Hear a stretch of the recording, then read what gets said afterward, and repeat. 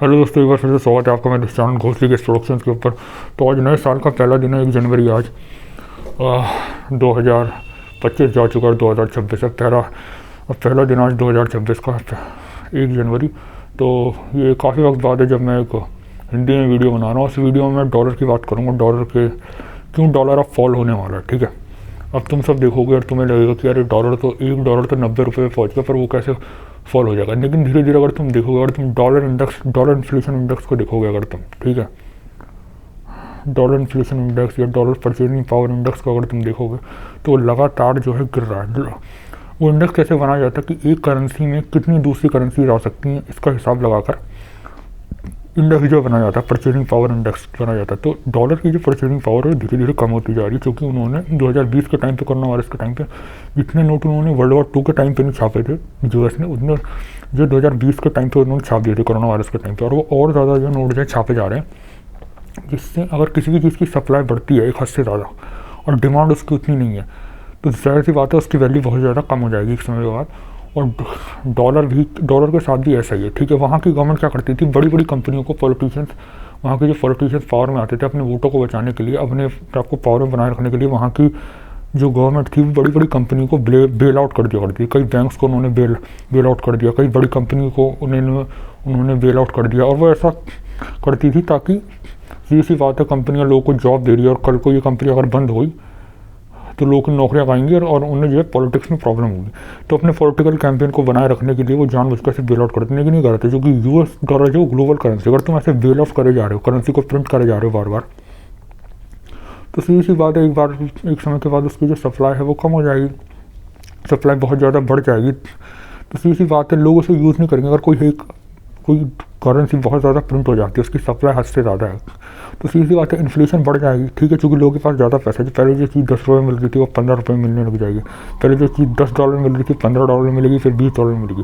तो बहुत ज़्यादा करेंसी नोट उन्होंने छाप दिया और यूएस के ऊपर खुद भी बहुत सारा डेप्ट है। ठीक है, तो अब लोग बाहर के जो दूसरे देश हैं वो ऐसी जो है कंट्री को डेप्ट नहीं दे सकते जो कि जो है जिसके ऊपर इतना सारा कर्ज हो। ठीक है, साथ में यूएस की जो ट्रेजरी बॉन्ड्स है वो दूसरी गवर्नमेंट जो है, दूसरे देशों की गवर्नमेंट सब डंप करती जा रही है। ठीक है, जब भी यूएस को डेप्ट चाहिए होता है तो वो अपने किसी भी गवर्नमेंट को अगर पैसे की जरूरत है तो वो बॉन्ड्स रिलीज़ करती है कि ये बॉन्ड ले लो, हमें पैसे दो और बाद में हम तुम्हें ये पैसा लौटाएंगे इंटरेस्ट के साथ। ये इंडियन गवर्नमेंट भी ऐसा करती है, यूएस गवर्नमेंट भी ऐसा करती है। तो यूएस गवर्नमेंट जो है उन्होंने ये जो डेप्ट है वो पूरी दुनिया से उठाते थे। ठीक है, वो अपने ट्रेजरी बॉन्ड्स रिलीज़ करते थे और ट्रेजरी बॉन्ड्स को दुनिया भर के लोग खरीदते थे, और दुनिया भर की गवर्नमेंट्स हो गई, इंस्टीट्यूट्स हो गए, साथ ही साथ फेडरल रिजर्व उनका खुद का वो भी जो खरीदता था इसे। लेकिन अब हुआ क्या कि यूएस के ऊपर कर्जा जो है बढ़ता चला गया और वो कर्ज़ को पे ही नहीं कर पा रही। ठीक है, उन्हें कर्जा पे करने के लिए दोबारा कर्जा लेना पड़ रहा है।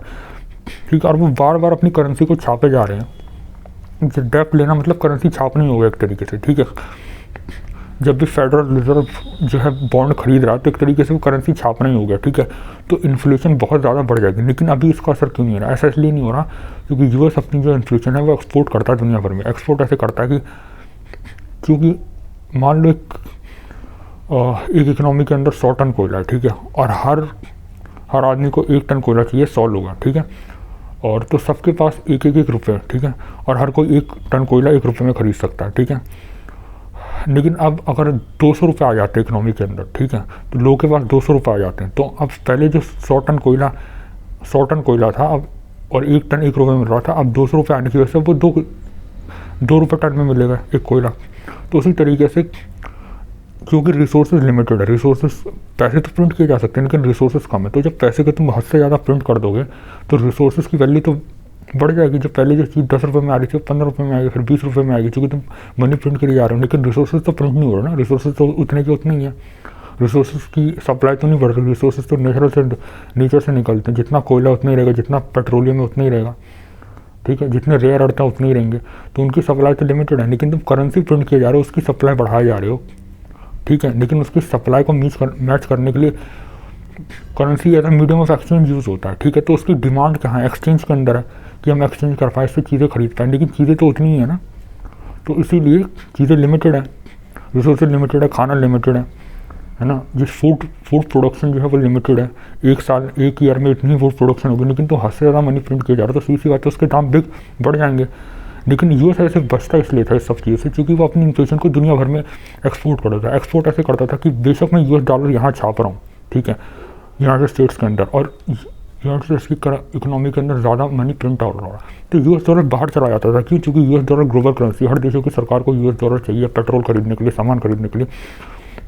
यूएस की जो रेट है ज़्यादा, $1 में 90 रुपये, तो दुनिया भर के एक्सपोर्टर्स और बिजनेसेस यूएस डॉलर को अपने जो है पोर्टफोलियो में और अपने रिजर्व्स में रखना पसंद करते हैं स्टोर ऑफ वैल्यू के तौर पर। तो वो पूरी दुनिया भर में लोग उसे खरीदने के लिए तैयार थे, तो इसीलिए लोग जो है उसे बेशक लोग उस पर ट्रस्ट करते थे। लेकिन अब धीरे धीरे वो ट्रस्ट खत्म हो रहा है। ब्रिक्स आ गए, अल्टरनेटिव करेंसी एक्सचेंज आ गई, जो रशिया पे उन्होंने सैंक्शंस लगाया, उसके बाद हर देश जो है धीरे धीरे करके अपने रिजर्व्स में से डॉलर घटा रहा है, ठीक है। इंडिया ने डॉलर डंप किया, जापान ने भी डंप किया, चाइना ने तो बहुत ज़्यादा डंप किया, ठीक है।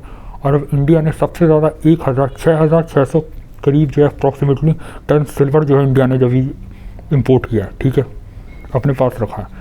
यहाँ के लोग भी 100 ज़्यादा सिल्वर खरीद रहे हैं। गोल्ड इतना ज़्यादा बढ़ गया, गोल्ड इतना ज़्यादा इसलिए बढ़ गया क्योंकि धीरे धीरे ब्रिक्स कंट्रीज जो है वो डंप कर रही है डॉलर को, और वो उसकी जगह गोल्ड को रख रही है, क्योंकि वो कह रही है गोल्ड ज़्यादा सेफ है, इसलिए हम गोल्ड पे इन्वेस्टमेंट रख रहे हैं, गोल्ड को रख रहे हैं। तो सब डॉलर को डंप कर रहे हैं, सब अपने बॉन्ड्स बेच रहे हैं और गोल्ड को रख रहे हैं, ठीक है। तो जल्द ही डॉलर अब कोलैप्स होने वाला है। वो 90 रुपये में बेशक गया, ठीक है, क्योंकि इंडियन रुपी थोड़ा वीक है, तो बेशक वो 90 रुपये पे गया, लेकिन डॉलर अब जल्द ही जो है कोलैप्स होने वाला कुछ सालों बाद।